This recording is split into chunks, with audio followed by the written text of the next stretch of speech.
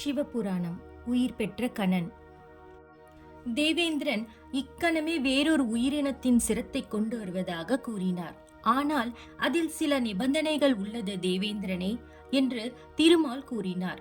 அதற்கு தேவேந்திரன், என்ன நிபந்தனைகள் உள்ளன தேவா என கேட்டார். அதற்கு சிவபெருமான், நீர் எந்த உயிரினத்தின் சிரத்தை பெற போகின்றாயோ அந்த சிரத்தை அளிக்கும் உயிரினம் மனம் மகிழ்ச்சியுடன் அளிக்க வேண்டும். மேலும் அந்த உயிரினம் வடதிசையை நோக்கி இருக்க வேண்டும் என்று கூறினார். எம் பெருமானின் கூற்றுகளை கேட்டு அதற்கு ஏற்றாற்போல் தேவர்கள் இந்த பிரபஞ்சத்தில் வடதிசையை நோக்கி உள்ள உயிரினத்தை தேடி சென்றனர். ஆனால் எந்த உயிரினங்களுக்கு வடதிசையை நோக்கி இல்லாமல் இருந்தன. அதனால் தேவர்கள் என்ன செய்வது என்று புரியாமல் இருந்தனர்.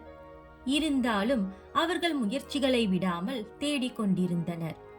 இறுதியில் எம்பெருமானின் கூற்றுக்கு ஏற்றாற்போல் வடதிசையை நோக்கி ஒரு உயிரினம் படுத்துக்கொண்டு இருந்ததை கண்டனர். ஆனால் படுத்துக்கொண்டு இருந்த உயிரினமோ மனித இனமின்றி விலங்கினத்தை சேர்ந்த புனர்முகம் ஆண் யானை ஆகும். பல அரிய செயல்கள் செய்ய வல்ல தேவர்கள் அந்த புனர்முகத்திடம் பணிந்து நின்றனர்.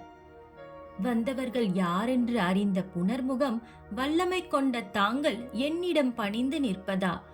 நான் தங்களுக்கு என்ன செய்ய வேண்டும் என்று கேட்டது. தேவர்களோ, இந்த பிரபஞ்சத்தை அழிவில் இருந்து காக்கும் வல்லமை தங்களிடம் மட்டுமே உள்ளது என்று கூறினார்கள். அவர்களின் கூற்றுகளை கேட்ட புனர்முகனோ, என்னிடமா என புரியாமல் நின்றது.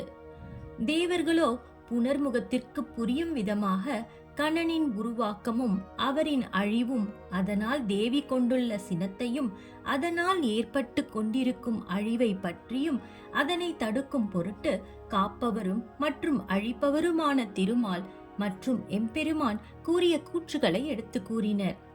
தேவர்களின் கூற்றுகளை கேட்ட புனர்முகன் மிகவும் மகிழ்ந்தான்.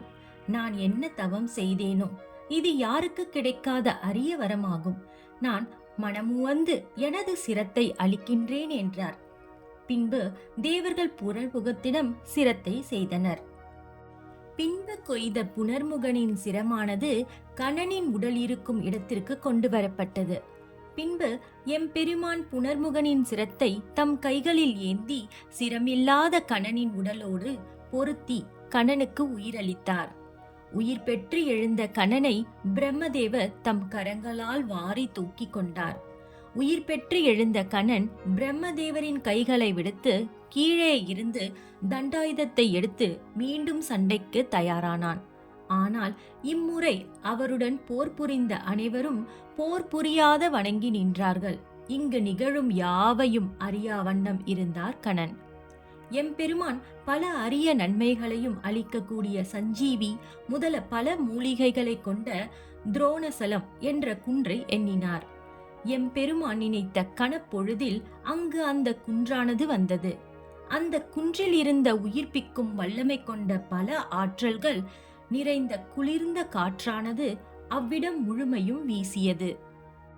போரில் உயிரிழந்த தேவர்கள் மற்றும் முனிவர்கள் என அனைவரும் உயிர் பெற்றனர்.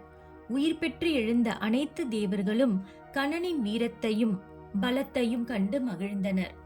எடுத்த காரியத்தில் எவ்விதமான இன்னல்கள் ஏற்பட்டாலும் அதை எதிர்த்து போராடிய உனது சாதுரியமான செயலானது வியப்பிற்குரியது என்று கூறி கணனை காண காத்திருக்கும் தேவி பார்வதியிடம் அழைத்து சென்றனர்.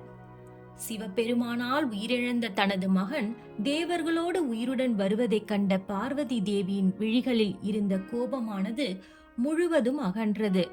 அங்கு வந்த கணனை அரவணைத்து அவரது நெற்றியில் முத்தமிட்டார். ஓம் நம சிவாய.